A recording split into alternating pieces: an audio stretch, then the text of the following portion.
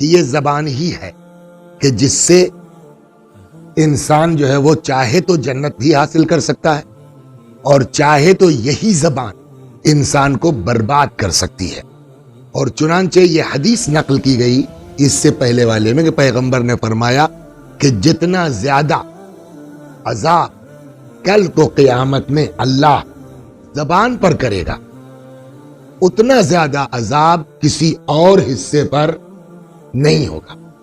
جب اس کو اتنا شدید جبکہ سارے ہی اعضاء و جوارح ہمارے کچھ نہ کچھ گناہ کرتے رہتے ہیں، اور کیسے گناہ، کتنے گناہ وہ ہیں کہ اگر دیکھا جائے تو شاید زبان سے زیادہ۔ مثلا مرڈر کر لیا آدمی نے تو کہے سے کرے گا؟ ہاتھ سے، وہ چاہے چاقو مارے، چاہے تلوار مارے، چاہے کٹا چلائے، چاہے بندوق چلائے، تو کام اس میں ہاتھ کا ہے، تو اتنا بڑا جرم ہاتھ کرتا ہے۔ لیکن پیغمبر فرماتے ہیں کہ یعذب اللہ اللسان بعذاب، اللہ کل کو زبان کو جو عذاب کرے گا اتنا سخت عذاب جسم کے کسی حصے کو نہیں ہوگا۔ پھر یہ زبان خود پوچھے گی اے رب عذبتنی بعذاب، پالنے والے اتنا سخت عذاب تو نے کیا، لم تعذب بہ شیئا من الجوار، اور کسی حصے کو تو نے اتنا شدید عذاب نہیں کیا ہے۔ آواز قدرت آئے گی خرجت منک کلمۃ، یہ روایت تھی نا کہ تیرے ذریعے سے ایک جملہ نکلا، ایک تیرے جملے کی وجہ سے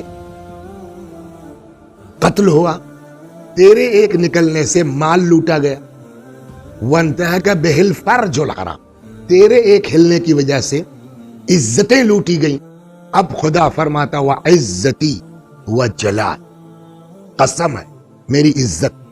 قسم ہے میرے جلال کہ میں جتنا شدید عذاب تجھ کو کروں گا جسم کے کسی حصے کو اتنا شدید عذاب نہیں کروں گا۔ اور شاید یہی وجہ ہے ہمارے اور آپ کے چوتھے امام زین العابدین سلام اللہ علیہ عجیب حدیث ہے حضرت کی، فرماتے ہیں کہ ان اللسان ابن آدم، انسان کی زبان روزانہ صبح سارے اعضاء و جوارح سے خیریت پوچھتی ہے، اور اس کا سوال یہ ہوتا ہے کہ کیف اصبحتم، کیا حال ہے تم لوگوں کا، تم نے صبح کس عالم میں تھی، مطلب ہاتھ تم کیسے ہو، پیر بھائی تم کیسے ہو، سارے یقولون۔ اب امام فرماتے ہیں کہ سارے اعضاء و جوارح مل کے جواب دیتے ہیں بخیر، ہم سب خیریت سے ہیں، ان ترکتنا، اگر آپ رہنے دیں تو اس کا مطلب کیا ہوا کہ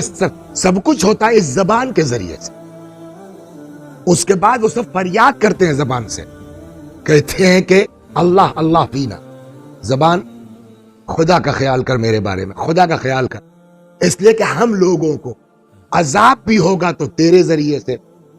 ثواب بھی ملے گا تو تیرے ذریعے سے۔ تو یہ زبان انسان کو چاہے تو جہنم میں پہنچا دے اور چاہے تو انسان کو بہشت تک لے جائے۔ اگر انسان جہنم کی طرف جا رہا ہے تو وہ عقل مند نہیں، پہلے عرض کیا جا چکا، عقل اسے کہتے ہیں کہ جو انسان کو بہشت تک لے جائے۔ اب اگر کسی کی زبان اس کے کنٹرول میں نہیں ہے اور وہ زبان کی وجہ سے جہنم میں جا رہا ہے تو گویا خود زبان دلیل بنتی ہے کہ کون سا آدمی عاقل ہے، کون سا آدمی عاقل نہیں۔